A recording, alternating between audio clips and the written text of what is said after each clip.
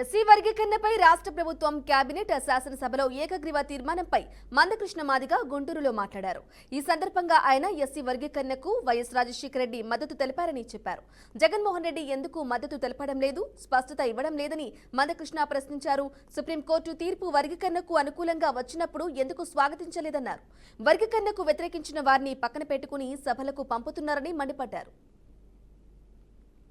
మీ తండ్రి సమాధి సాక్షిగా మొదటి ప్లీనరీ సమావేశం జరిపినప్పుడు ఎస్సీ వర్గీకరణకు అనుకూలంగా తీర్మానం చేశారు. ఆ తీర్మానానికి ఎందుకు కట్టుబడి లేవు? అదే సమయంలో మీరు ఎంపీ హోదాలోనే ఎస్సీ రిజర్వేషన్ల వర్గీకరణ జరగాలని చెప్పి ప్రధానమంత్రి గారికి లేఖ రాశావు. ఎందుకు వెనుకకు తగ్గావు? ఒక రోజు అప్పటి కేంద్ర న్యాయశాఖ మంత్రి వీరప్ప మొయిల్ గారికి నేను వినతి పత్రం ఇస్తున్న రోజు, ఆ రోజు మీరు కూడా నాకు అందుబాటులో వచ్చి నేను ఇచ్చే వినతి పత్రం మీద వర్గీకరణ జరగాలని మీరు సంతకం పెట్టారు.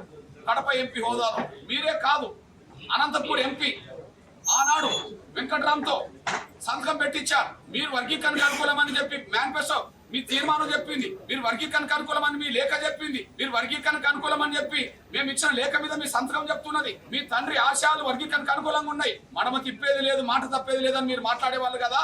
మా విషయంలో ఎందుకు మడమ తిప్పారు?